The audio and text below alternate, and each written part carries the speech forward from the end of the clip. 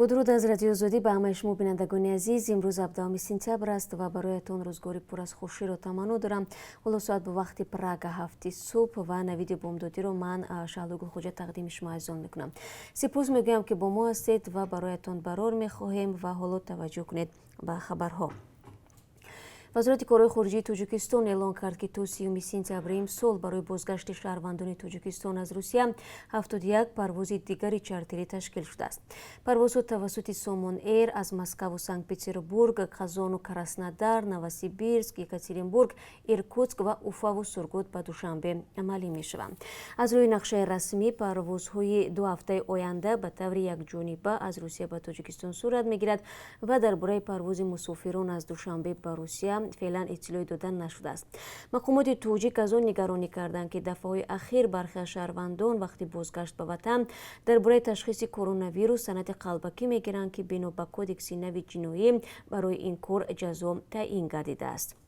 روی خط شهروندان را برای بازگشت به وطن سفارت تاجیکستان در مسکو و کنسولگری های گنرالی کشور در روسیه انجام میدهند. هفته گذشته 10 مهاجر تاجیک ادعا کردند که بعضی از میانروها بلیط ها را ارزان خریده و با نرخ گران به دیگران میفروشند. سفیر تاجیکستان در روسیه وجود میانروها را رد کرد. به همین ترتیب امروز از روسیه به تاجیکستان 5 پرواز غیر نقشه‌ای در نظر گرفته شده است. 3 هواپیما از مسکو مسافران را به دوشنبه انتقال می‌دهد. یک پروازی از سنت پترزبورگ و نوسیبیرسک به پایتخت تاجیکستان صورت خواهد گرفت. در دوره پاندمیای 5 ماه گذشته حکومت قزاقستان و دیگر شریکان برای به دولت‌های خود برگشتن بیش از 2000 شهروند تاجیکستان، ازبکستان و قرقیزستان مساعدت کرده است. این نقطه در یک کنفرانس آنلاینی سازمان جهانی مهاجرت صدا داد. کنفرانس طرح نوی را با نام کاهش پیامدهای اجتماعی و اقتصادی کووید 19 به مهاجران و جامعه‌های آسیای مرکزی و روسیه معرفی نمود.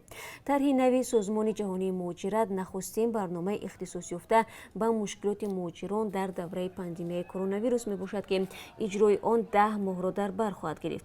نماینده این سازمان گفت در دوره پاندمی کرونا ویروس صدها هزار مهاجران بدون خواهش خود در خارج درماندند و با مشکلات صحتی و بازگشت به وطن روبرو شدند. و افزود پاندمی که باعث بسته شدن مرزها و از کار ماندن کارخانه ها شد، مهاجران را در حالت ضعف پذیر قرار داد. در دایره برنامه نوی کمک به مهاجران، کمک به گروه های آسیب پذیر مهاجران آسیای مرکزی و توسعه دسترسی آنها به خدمات مالی و نظام‌های انتقال پول در نظر گرفته شده است.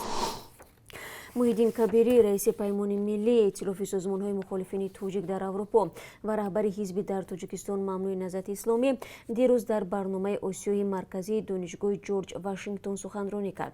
وی وضع سیاسی و اقتصادی تاجیکستان را در عهد کرونا ویروس وخیم ارزیابی نمود و از جریان انتخابات پرزیدنتی این کشور انتقاد کرد.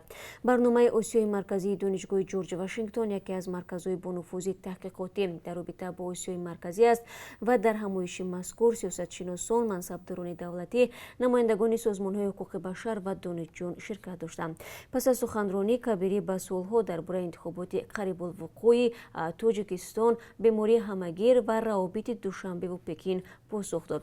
تفصیلات را می‌توانید در وبسایت رادیو آزادی بخوانید.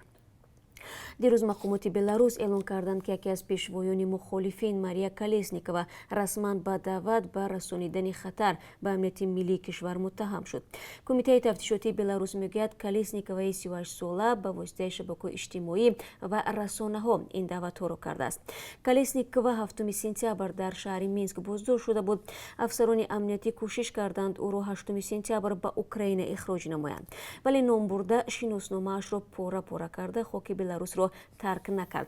به نظر می رسد که رهبر خودکامه بلاروس تعقیب مخالفین را کنار نخواهد گذاشت. او از روسیه سلاح درخواست نموده است. در این باره گزارش را تماشا کنید. پرزیدنت بلاروس الکساندر لوکاشنکو کشورهای غربی را با کوشش خراب نمودن وطنش توسط نادیدگیری نتیجه انتخابات پرزیدنتی ماه گذشته متهم کرد. به گفت رهبر بلاروس کشورهای غربی تلاش داشتند که در این کشور به اصطلاح انقلاب رنگه تشکیل نموده به حکومتداری 26 ساله این رهبر خودکامه خاتمه بخشند. روز 16 سپتامبر لوکاشنکو در مینسک با وزیر مدافع روسیه سرگئی شویگو دیدار و گفتگو داشت. در این صحبت رهبر بلاروس که با اعتراضهای مردمی مواجه می باشد گفت او از پرزیدنت روسیه ولادیمیر پوتین سلاح درخواست نموده است. ما می توانیم وضع را نه تنها در بلاروس بلکه در مرزهای کشور واحدمان زیر نظارت قرار دهیم. فعلا در بلاروس تمرین نظامی مشترک دو کشور جریان دارد که تا آخر ماه سنتبر دوام می کند. بعد انتخابات پرزیدنتی 9 آگوست هر روز در بلاروس گردهمایی‌های اعتراضی مخالفین با طلب انتخابات نو دایر می شوند. مخالفین بر این نظرند که در آوازدهی تقلب گسترده جای داشت، ولی حکومت بلاروس این عیبنامه را رد نموده اصرار می‌ورزد که در انتخابات بیش از 80% آوازدهندگان از لوکاشنکو پشتیبانی کردند. در این بین مقامات هزارها پیرو مخالفین را به حبس گرفتند. بسیاری از آنها شکنجه شدند. تخمیناً همه رهبران مخالفین حکومت مجبور به ترک وطن شدند یا در بازداشت نگهداری می‌شوند. رقیب اساسی لوکاشنکو در انتخابات پرزیدنتی سویتلانا تیخانووسکایا اظهارات لوکاشنکو را به اهمیت خوانده افزوده است که او می‌خواهد توجه را از تقلب در انتخابات و تعقیب خشونتبار اعتراضها به طرف دیگر کشد.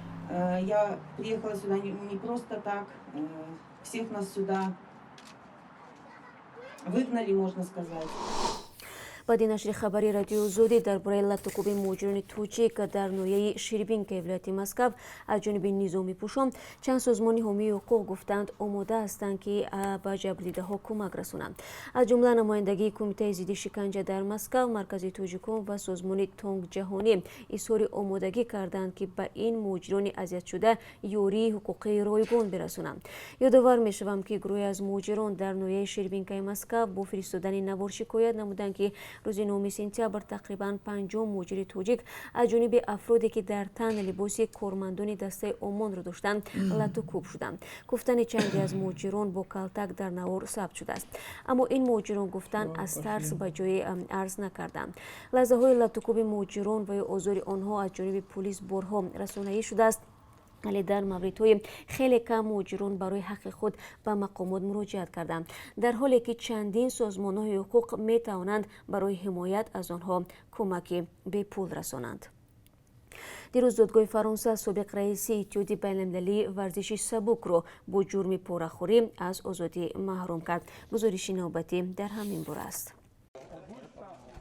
روز 16 سپتامبر دادگاه فرانسه سابق رئیس اتحادیه بین‌المللی ورزش سبک را با فساد در رابطه با استعمال دوپینگ از طرف ورزشکاران روسیه مجرم دانسته او را به مدت 4 سال از آزادی محروم کرد. 2 سال این مدت زندان امکان دارد به طور شرطی صورت گیرد. لامین دیاک 87 ساله که شهروند سنگال می باشد از سال 1999 تا سال 2015 هم اتحادیه بین‌المللی ورزش سبک را سربری کرده است.